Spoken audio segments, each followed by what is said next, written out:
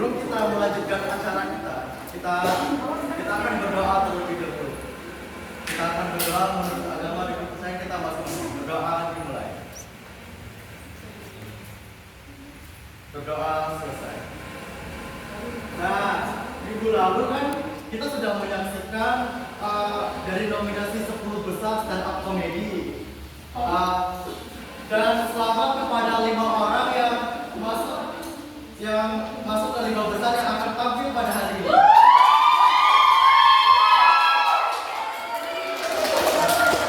Yang masuk ke 5 besar yaitu Dika, Raki, Dewi, dan Kristi.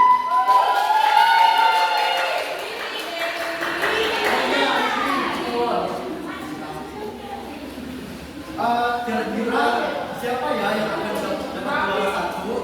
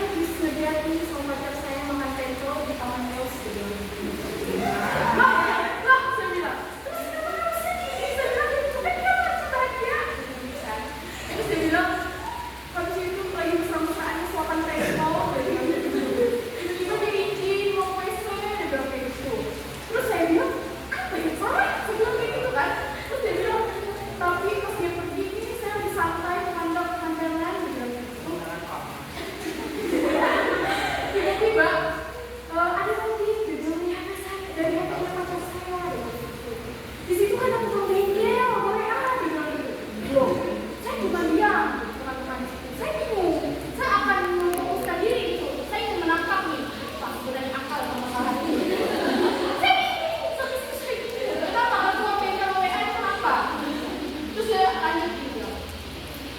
Isi WA-nya itu dia bilang begitu. Kamu udah selesai kan sama pacar kamu? Dia bilang begitu. Pulang selalu bilang aku, dia bilang. Jangan lupa bawa mangganya. Dan aku ngidam. Saya shock teman-teman.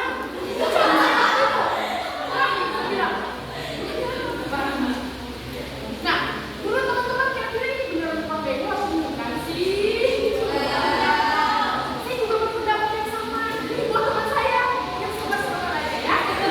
Oke, jadi teman-teman, akhirnya ya mereka bertemu nih di lahan gambut. Jadi antara kubunya Pak Anwar sama kubunya Pak Padel itu bertemu di lahan gambut. Terus Pak Anwar ngomong gini, Pak Padel, diskusi itu bukan cuma soal hukum, ya begitu. Benar kita kayak sekarang miskin masa depan. Mendengar itu, Pak Badil mengatakan, yang penting saya pakai cowok lemas. Jadi gitu teman-teman. Bilang gitu. Saya bilang ke Pak jangan mulai lagi misalnya. Saya bilang, oke lanjut. Habis mendengar itu, tiba-tiba nih, temannya Pak Badil, ya mbak, bilang, temannya Pak Anwar, bilang gitu. Pak Badil, lahan gambut itu ibarat kasur angsa buat kita. Kalau kamu makan, kita bakalan tidur di tanah yang ini. Mendengar argumen kedua orang ini ya, mereka sebenarnya sebenarnya tidak bagus. Dia bilang begini, Pak Badil, teknologi itu bisa bantu kita. Coba pakai sensor tanah. Saya juga mau ya, dia bilang kayak gitu. Akibat orang kamu, dia bilang kayak gitu. Orang-orang seperti saya itu musnah jadi kayak gitu. Dia bilang gitu. Oke. Terus di situ Pak Badal ini mikir gitu. Habis dia mendengarkan argumen dari berbagai banyak orang ini ya, tiba-tiba dia berpikir. Terus dia memutuskan kata-kata seperti ini. Oke, kita pakai metode Jepang. Tapi kita pakai gaya kita sendiri. Nanti esopannya kita jual mahal. Dia bilang gini, kan dalam situasi apapun yang dipikirkan itu melulu soal duit dan juga ego dia teman-teman. Mendengar omongan Pak Badel nih, terus Pak Anwar nih cuma di sini. Pak Badel. Yang penting dia bilang, kita mikir ke depannya, bukan mikir ke masa sekarang. Jadi teman-teman begitulah hidup. Kadang kita mikir masa depan, kadang juga kita mikir besok makan apa. Itu sebenarnya proses seperti apa? Jadi waktu kita ngampus ya, itu belum selesai satu SMS dosen lagi. Itu saya sudah telepon di belakang. Wah, besok makan apa ya? Wah, orangnya duit PKL dari mana? Punya duit itu teman-teman. Jadi yang penting teman-teman kita itu tidak meniru sebagai anak buahnya Pak Padel. Kalau diajak ngobrol itu persis kayak kita mau absen, terus buka simbol tapi banyak orang yang akses, jadinya error, nggak nyambung. Oke, ubur-ubur ikan lele, sekian saya Christine pamit undur diri. Terima kasih Le. Halo semuanya. Apa kabar? Sebelum kita membahas tentang lahan gambut, saya ingin cerita terlebih dahulu. Flashback seperti yang kemarin. Pasti kalian sudah tahu apa yang saya cerita ya. Itu flashback yang waktu kemarin. Nah, waktu kemarin malam kan itu biasalah ada saudara di bawah ngabarin katanya gimana?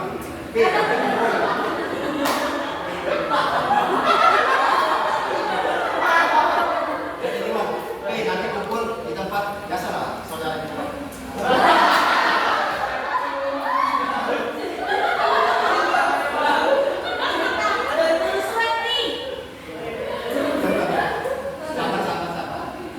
Pas kami mulai berkumpul kan itu kan orangnya sudah 5 orang. Nah, ada 1 orang yang belum datang itu, saudara Andi. Kami itu menunggu sampai sekiranya 1 jam menunggu kamar itu. Nah, setelah kami berkumpul bersama, kami pun mulai berangkat. Pada waktu itu kami berangkat pada sekitar pukul 11. Nah, soalnya kami lagi bikin video sama pangeran. Karena videonya itu sangat rumit. Nah, sangat rumit dan harus disusun satu persatu. Bahwa itu ada kayak segini ada potongan, jadi harus disusun. Nah, setelah kami berkumpul pun kami mulai berangkat itu. Nah, setelah mulai berangkatnya kami kan itu sudah sampai lokasi. Nah, ini langsung aja lah, langsung biar cepat aja. Jangan jelaskan terlalu panjang. Pas kami sudah sampai dan kami pun pulang itu. Kami pulang sekitar pukul jam 1 lah kami pulang itu. Nah, pas waktu itu kan kami kan ibaratnya sudah tengah malam. Nah, itu saya biasa kalau tengah malam itu saya nggak berani pulang.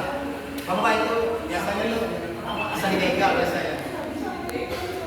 Habis itu di sebelah saya kan ada itu, ada saudara Gimon. Nah, saudara Gimon ini memanggil saya. Pi, kasih nyalakan kipas nomor 3 yang paling kencang. Sebelah saya ini ada saudara Lot, dia tidur. Saya kasih putar nomor 3, 1, 2, 3 itu yang paling kencang. Setelah saya kan, saya kira kan itu kan berarti kayak nyambung. Nah, setelah saya tidur kan itu kan tidur kayak tentang kayak gini. Pas ini flashback itulah kembali ke saya dapat nominasi 5 besar channel komedi lagi. Nah, lanjut.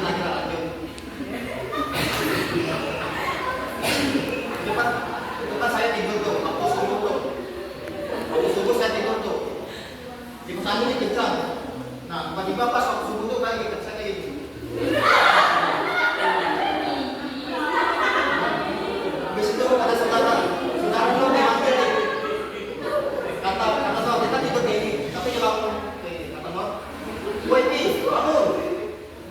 Saya nih, lagi tidur juga nih.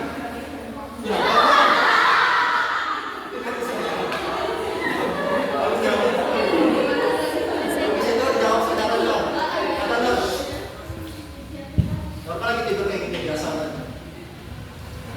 Biasanya sering ikut keluar video di sini. Nah, gue ngomong ya. Woi Pi, kamu masuk nominasi 5 besar tentang komedi. Wah, langsung nih saya kan masuk tidur kayak gini. Kan saya nih, makin bentar. Saya bilang juga, alah, ibu. Nah, saya bilang kan, kata Nor. Jujur aja, coba jangan lihat tidur besar tuh. Wah, saya kan percaya kali kan? Saya percaya. Saya. Biasanya dia kan sering itu tuh. Pas saya buka loh, masuk. Pasti tampil lagi. Setelah sampai di situ kan, tadi pembahasan tentang lahan gambut. Biasa lah, kita bahas tentang lahan gambut di perkebunan kelapa sawit. Ini presiden balik kayak kemarin lagi waktu liburan semester kan saya kan biasa balik ke kampung. Nah, pas waktu saya balik ke kampung kan biasa lah saya kerja biasanya suruh panen di lahan sebagian besar itu lahan gambut sebagian besar itu. Nah, saya kan ini biasa lah pakai sepatu hitam dua kali bukit. Nah, waktu kemarin itu pas saya mau jalan tuh rupanya ada bukit tertancap ngancap nih. Pas saya lihat tuh rupanya yang ngancap. Nah, pas setelah ngancap itu rasanya memang seperti bekas rasa sakit seperti mantan.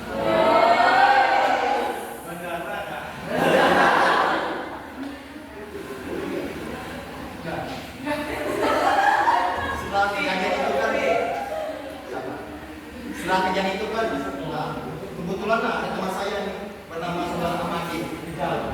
Saudara Ahmadi nih, mana Ahmadi?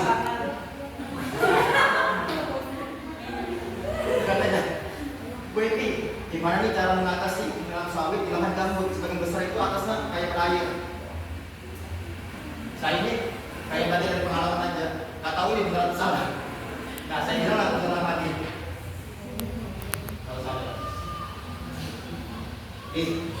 Kalau kami biasa pun tanahku di sebagian besar lahan sawit itu biasanya kami ambil tanah itu kami tutup sebagian besar di atasnya supaya nggak terlalu kena air, jadi otomatis subur. Tapi Saudara Ahmadi ini keras kepala. Dia datang lagi tuh pas kemarin tuh nanya lagi. Ya Saudara Ahmadi.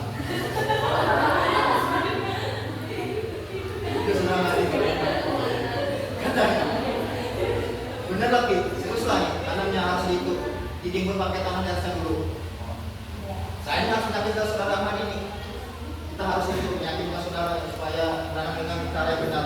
Saya bilang nggak harus orang mati. Jadi desa itu semakin besar, rata-rata penduduk tuh kalau mempunyai lahan gambut tuh biasanya sebenarnya itu biasanya kayak ada airnya. Jadi otomatis tuh tanaman itu harus tumbuh. Jenis air dia harus digali dulu sampai naik ke atas baru ditanam. Nah itu cara modern lah. Kalau cara aman ini dia pakai sistem dahulu, sistem zaman dibilang zaman batu bukan. Ibaratnya zaman tradisional lah, orang tradisional. Nah, setelah itu kan kami kan bonding nih dengan saudara Mani, lama nih bonding nih. Setelah itu saya memanggil lagi saudara Mani. Datang dia Mani dengan gaya biasa.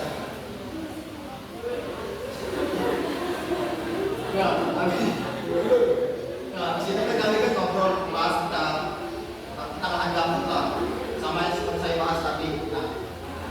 Kemudian itu saya itu mempunyai rekan kerja. Nah, rekan kerja saya ini ada beberapa Pangeran, ada Kiki, ada Yudo. Nah, dari 3 orang ini ada 1 orang yang pintar. Nah, yang pintar dia bisa mengelola itu perkebunan di lahan gambut. Nah, cara alternatifnya itu menggunakan drone. Nah, ini saudara itu dekat saya nih, ada saudara Pangeran, Kiki. Nah, itu saya kan menyuruh saudara Pangeran tuh, kalau saya Pangeran, saya ini kan bos, menyuruh saudara Pangeran. Pangeran, nanti tolong saudara lahan gambut saya menggunakan drone.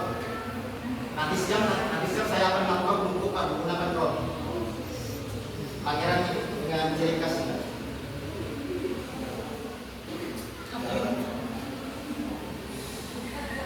Kata Pangeran, nyampe ke saya. Siapa? Nanti saya akan laksanakan tugas dari Bapak. Setelah itu kan udah bonding tuh, kami jadi. Habis itu biasalah kan kerja saya nih, saudara Ahmadin. Nah, ini Ahmadin nih, dia mempunyai rekan kerja yang berkotakan ada Nur, ada Bebrianus, nah dan ada Paman. Nah, dari 3 orang ini ada 1 orang yang lain nih. Ada yang bisa dengar siapa?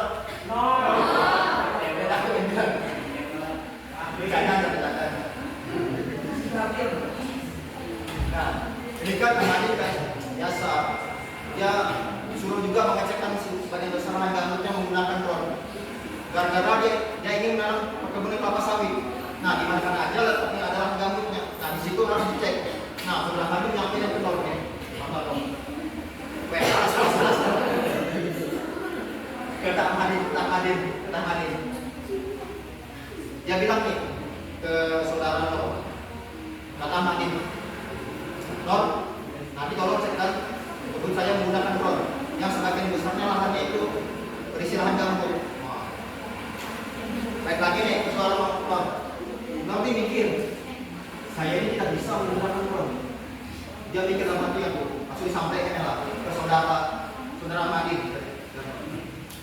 Saya ini tidak bisa menggunakan drone. Saya harus belajar dulu. Nah, disampaikan kan kata lagi saudara Ahmadin. Ahmadin ini berdiri tegak nih. Kata saudara Ahmad Nur, apa aja kerja kamu selama ini Nur? Dan Nur, maka kita ini ekspor tiap malam. Itu kan Nur. Nah, setelah itu selesai kami berunding-unding, akhirnya kami memutuskan dengan saudara Ahmad ini. Memutuskan bahwa kami ingin membuka lahan bisnis lah. Lahan bisnis kayak perkebunan kelapa sawit di lahan gambut. Kami itu berbincang-bincang dengan saudara Ahmad ini. Gimana nih caranya kita menanam untuk sawit untuk kelapa sawit? Nah, saudara tadi kan sudah saya jelaskan cara menanam di perkebunan kelapa sawit ini. Nah, saudara Ahmad ini paham juga nih. Wah, kalau kita buka lahan sawit nih minimal 10 hektar nih, wah besar pengaliran nih. Uang bisa mengalir coy. Bayangkan jika dibuka lahan sekitar sedikit aja lah, 5 hektar lah. 5 hektar ditebang lahannya diganti buat kelapa sawit. Wah, itu gayanya kita penghasilan cukup besar. Malah melebihi dengan penghasilan lah. Ibaratnya kayak 5 ton, harga 3.000, 5 kali 3, 15 juta. Wah, itu biasanya 15 hari setelah panen. Satu bulan itu bisa dapat 30 jutaan lah. Kami berbincang dengan saudara Ahmad ini lama. Wah, saudara Ahmad ini bilang ke saya nih, kalau kita sudah buka benar kelapa sawit ini, hasil kita akan besar. Kita bisa beli Milton, beli Hilux, beli Pajero. Wah, LC. Bisa. Saya kan ngobrol lagi dengan saudara Ahmad ini, lanjutkan tadi perbincangan itu. Nah, saya bilang lah saudara Ahmad ini, wah benar nih, ini kita buka lahan aja 5 hektar itu sudah besar tuh. Setelah kami berbincang kan, nah pas sudah waktu tengah malam, akhirnya udah Madin tuh nyampaikan sesuatu. Kata kami, itu cuma hayalan kami pada waktu tengah malam. Saya Rapi, terima kasih.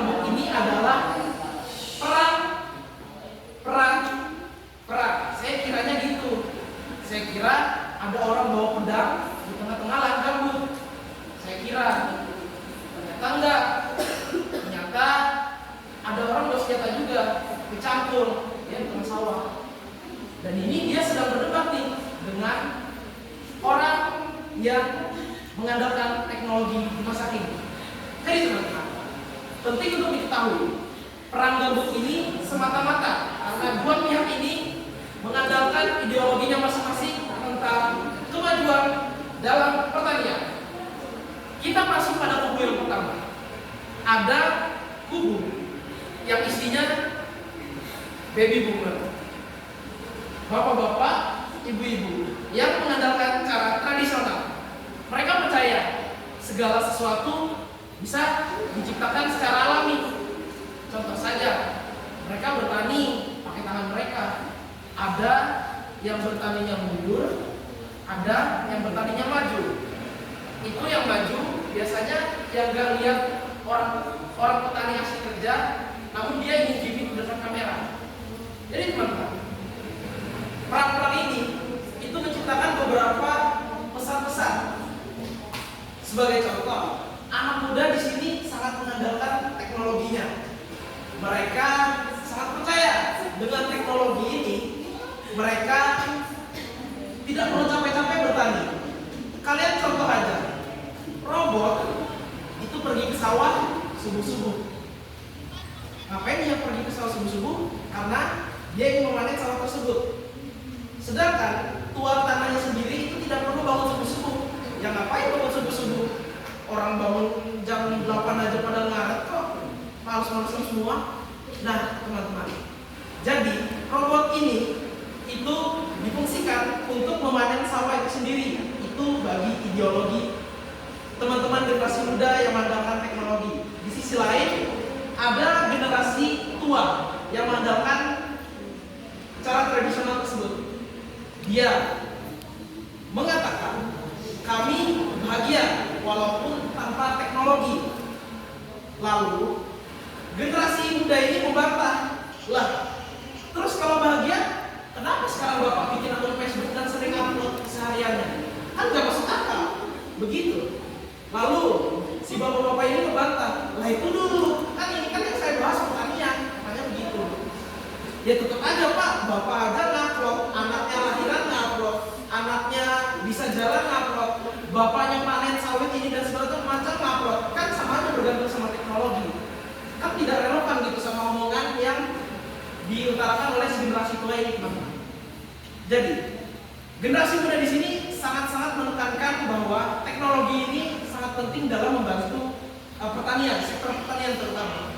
Sebagai contoh aja, kemarin kami mengerjakan tugas video tentang latihan peranan dengan tema seperti lahan gambut juga, perang antara dua kubu. Yang pertama itu ada kubu Pak Rapi. Dia mengenalkan teknologi kepada warga-warga ngawur ini yang nggak mau menerima teknologi. Pak Rapi ini udah memberikan solusi dan segala macam, tapi kata Pak Rapi apa hasilnya? Mereka tetap nolak. Pak Agus dengan pendiriannya dia tetap bilang, ngapain capek-capek ini? Kan bisa bakar lahan. Lah kalau dibakar lahannya emang ada hasilnya? Nggak ada, kan harus jelas gak dapat warisan dong. Jadi teman-teman, perlu kita garis bawahi di sini, perang gabut ini bukan hanya sekedar perang tentang perang lempar-lemparan ideologi, perang adu pemikiran tentang sektor pertanian ini bagaimana. Namun perang ini juga mengajarkan kita tentang keseimbangan.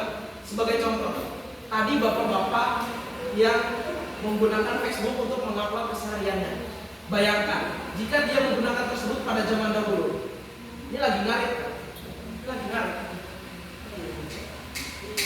Dia ini sambil live streaming.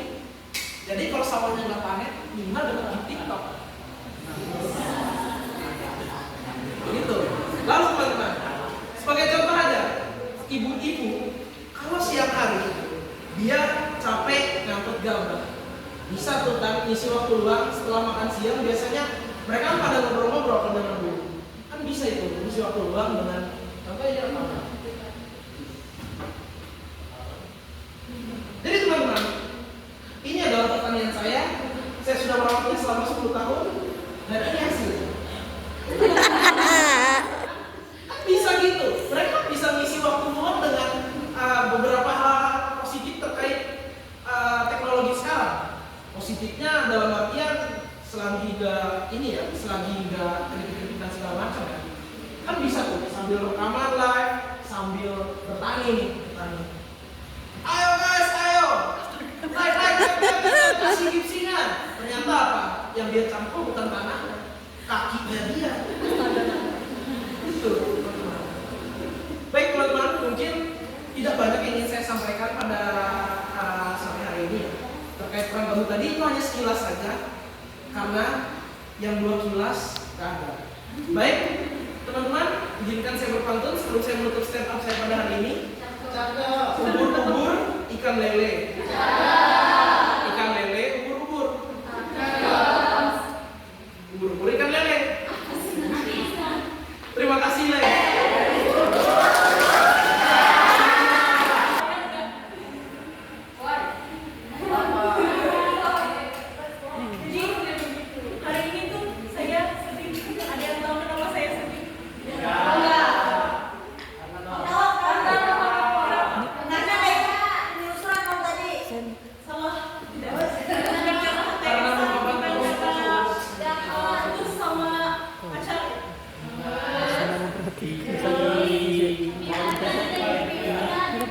Kenapa saya sedih hari ini? Karena sampai sore hari ini tidak ada yang mengucapkan saya selamat ulang tahun.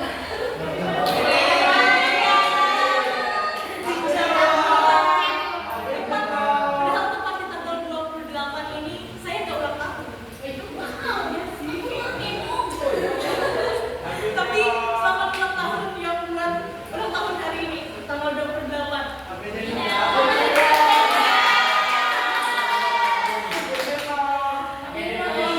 Jadi saya berdiri di sini pakai HBD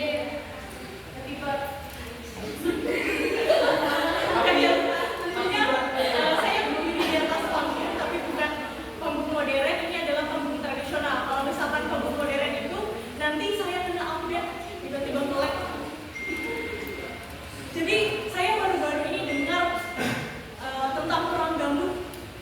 Saya kira itu game terbaru dari tetangga sebelah, tapi ternyata itu perang gambut gitu, konflik antara tradisi dan teknologi. Jadi ada 2 kubu. Kubu yang pertama itu adalah kaum teknologi. Mereka itu percaya mereka tidak menggunakan teknologi, tapi mereka percaya semuanya itu alami. Jadi saya punya nenek moyang, bukannya saya sombong ya,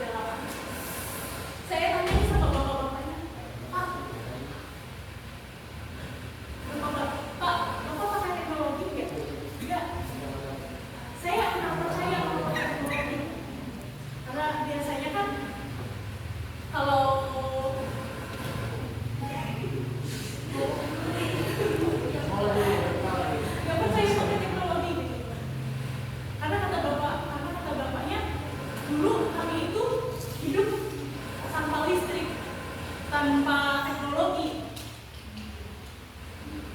Kalau misalkan kita kan, kalau tanpa listrik, tanpa sinyal, tanpa teknologi nggak mungkin.